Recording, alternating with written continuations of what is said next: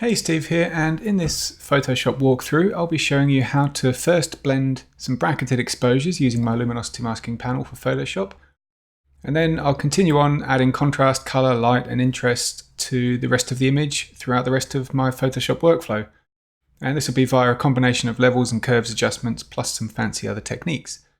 So this video is the next episode of my Processing Subscriber Images series. If you like this kind of video, then let me know by hitting the thumbs up button to like it, and you can subscribe to my channel to be notified by YouTube every time I publish a new video. So today's image was provided by Ken Doyle, who sent in 5 bracketed exposures and simply asked to see how I would blend and process them in Photoshop. So if you'd like to submit an image for an upcoming episode, then click the link in the description. I can't promise to create a video for every image I receive, I do get a lot, but I do pick the ones that have the best potential for a great shareable tutorial. So finally, before we start, if you want to download my luminosity masking panel, then there's a link in the description below where you can click to go and do that. So with that said, let's start. So I've just got Lightroom open at the moment with the 5 images that Ken sent through. And so the bracketed exposures, they start off here, this is the darkest exposure, and then progress through to the brightest.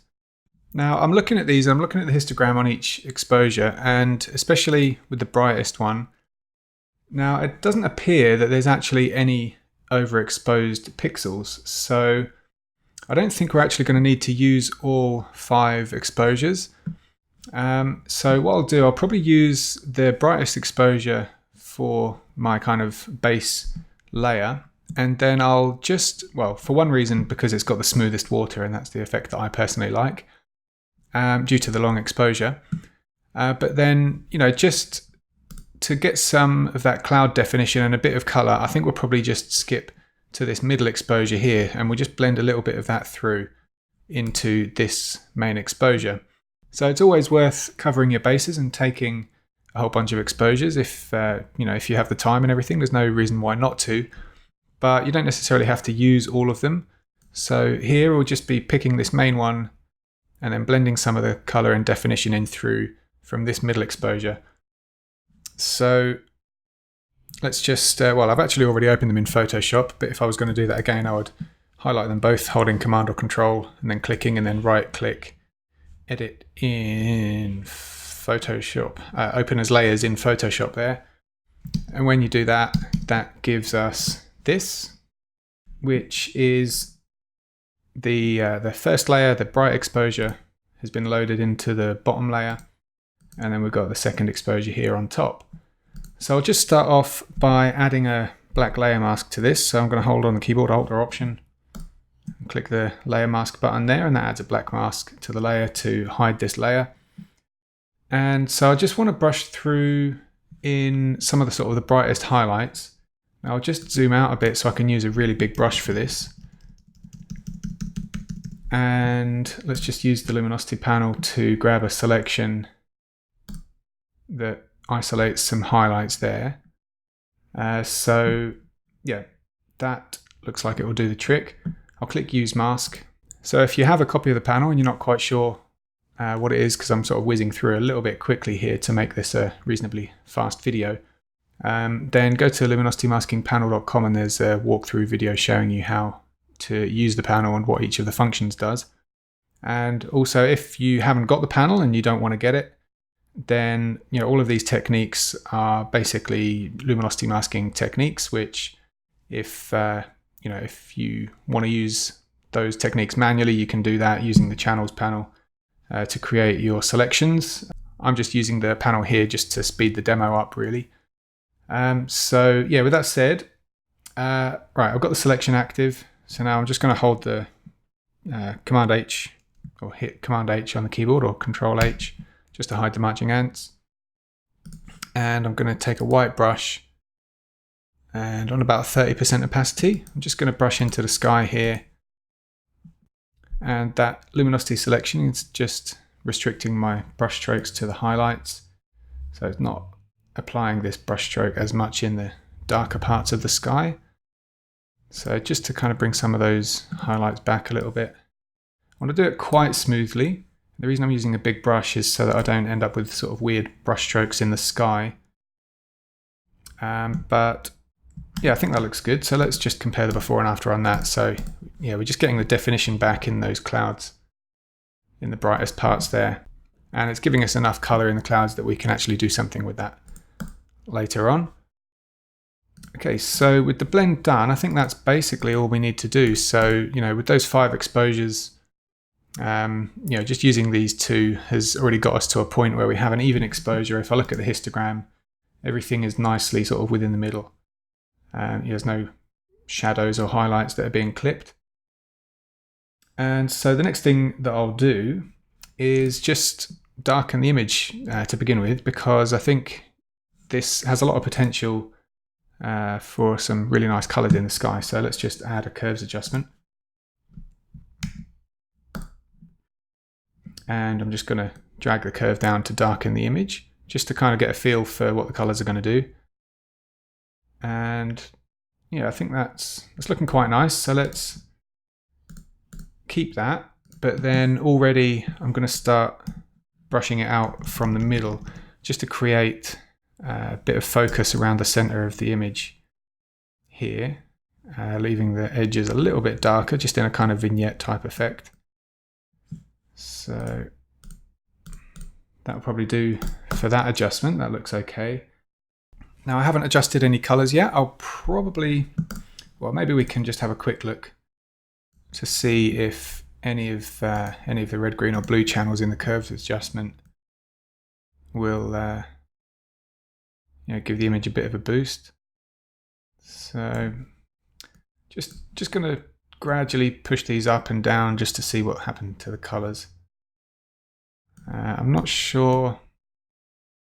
At this stage we might not want to do anything actually, so yeah, I think I quite like the natural colors here. I might warm the image up in just a minute, but yeah, just a quick test with the curves adjustment. I think I'll scrap that after all. So let's start adding some contrast. So if you've seen many of my videos before, my favorite method for adding contrast in a shot is to use the levels adjustment. And then we just grab these 2 control points here, push the middle one towards the right, and then push the highlights control point towards the left. And really just by eye, have a look in the image to see what parts of the image this is having a nice effect on for now. The foreground, it's having a really nice effect in the water and in the rocks, especially out there on the horizon. The sky is being overexposed, but that's okay. So what we can do is just mask this out of the sky using a black brush. So I'll go to 100% opacity this time and just get rid of it. Just get rid of the whole thing up here. And I'll just kind of go along the top of the clouds here. I'm not being super accurate. I think the clouds give us a bit of leeway there.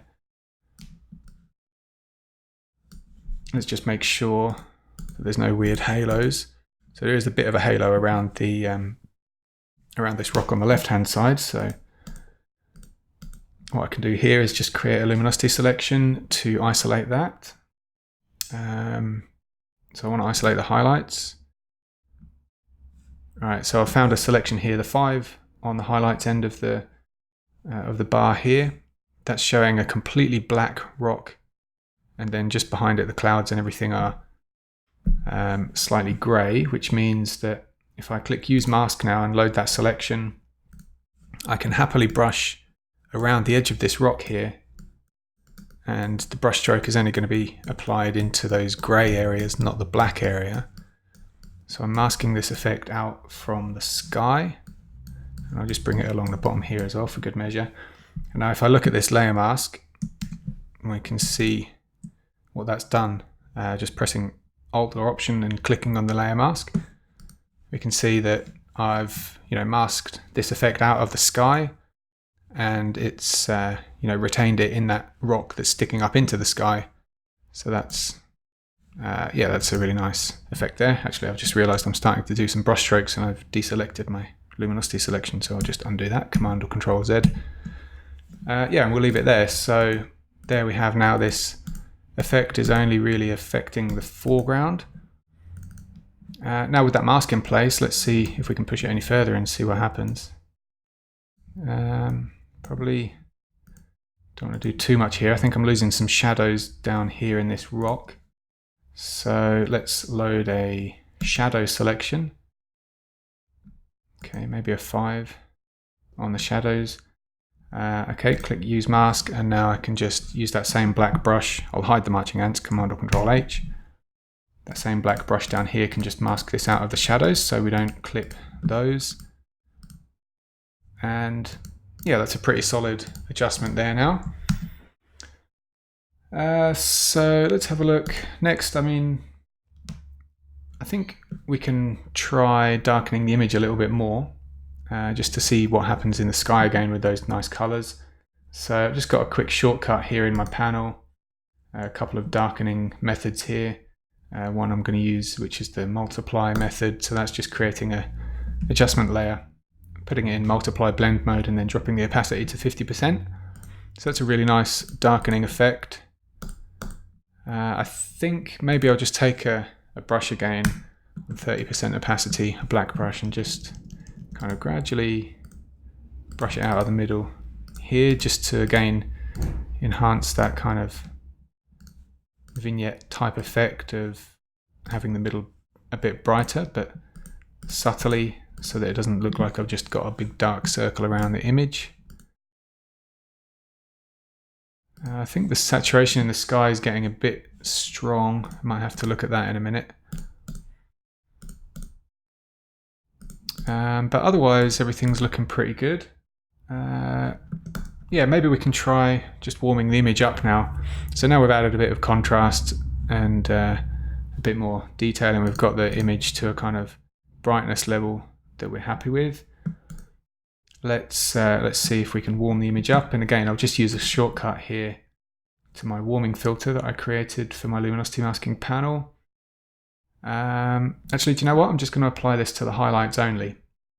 So a quick shortcut for that, I'll just turn previews off on the panel, and I can load a luminosity selection without going via that preview, just by clicking the button there for the highlights, and it loads the selection straight away.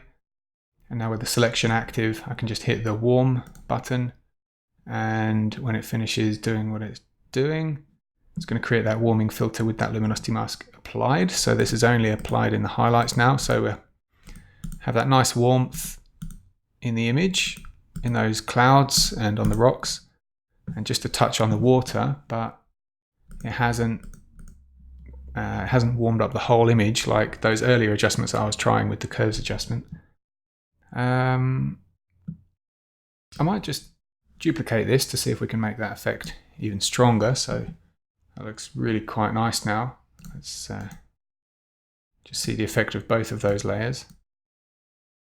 I like this. I like where this is going. Yeah, so just looking up here, we've lost a bit of detail in the sky in this cloud. So I'm just going to track back to see where that happened. It might just be that I didn't actually brush enough of this layer here through in the exposure blend. So that definitely seems to be the case now. This is the only layer that's left active. So, all right, I'll just grab a bright luminosity selection. And now with the white brush, just gonna dab around here to bring some more of this through. I think that's better. So yeah, just disabling the mask, that shows me the amount of detail that we've got in that original layer to begin with.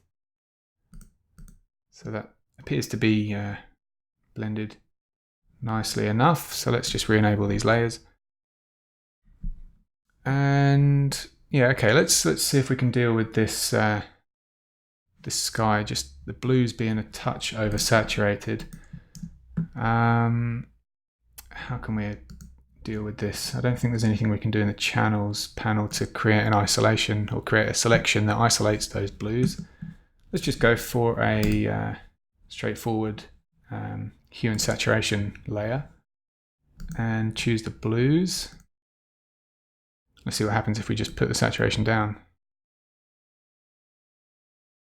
Okay, I think actually that looks better in the sky there for sure. I might just, okay, let's leave it there, and then I'm going to grab a black brush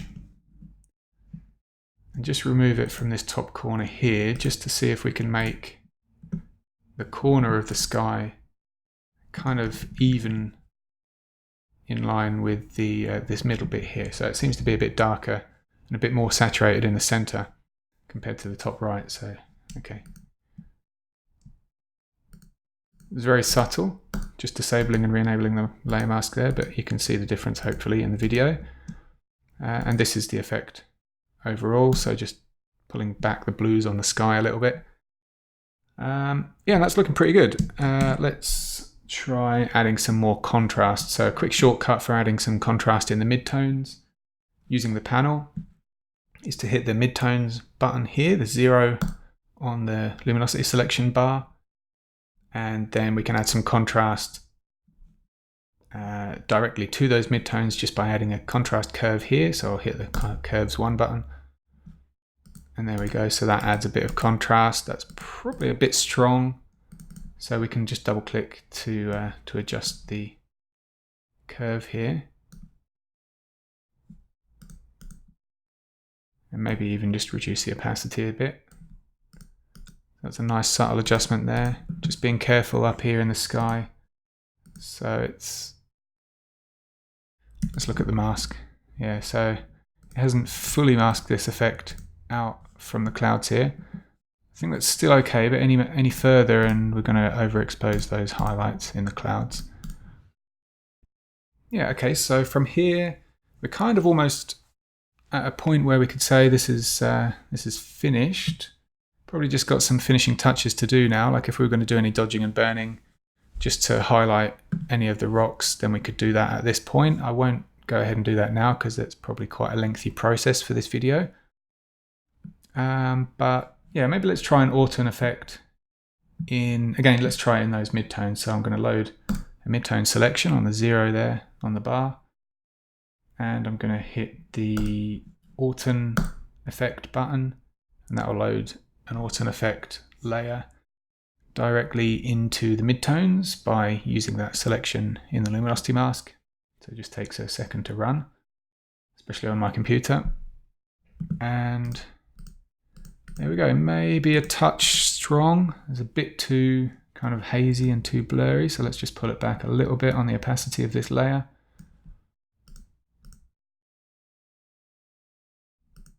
And again, because that sky is really quite blue, it's brought a lot of that saturation back in the sky there. Maybe we can just take a brush and just remove some of that from this part of the sky.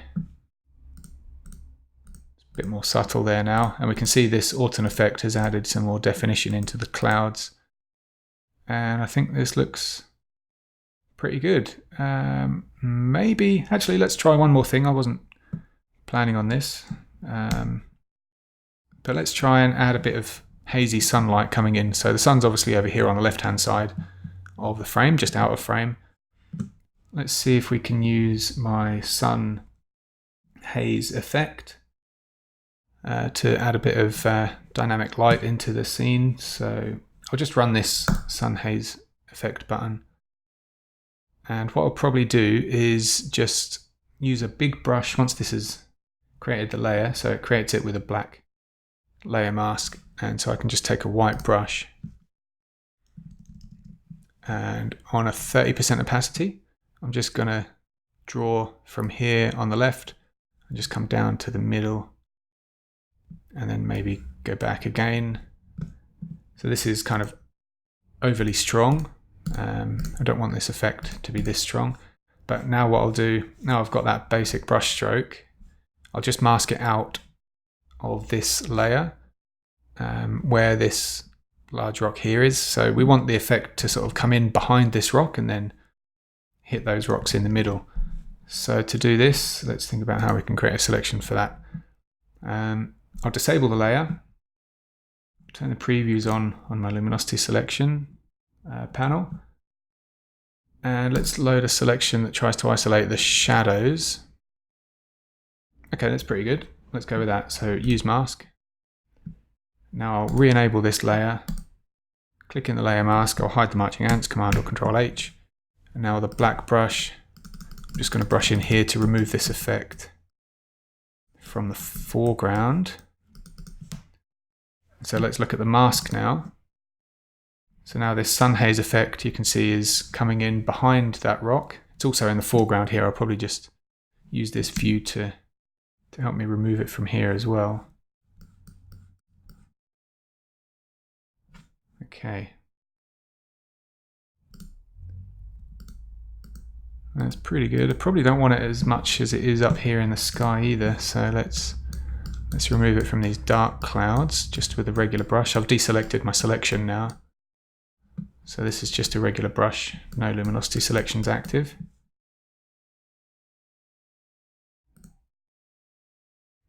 Okay, there's a before and after on that. Now we could get a bit more detailed. Let's just zoom in on this rock here, and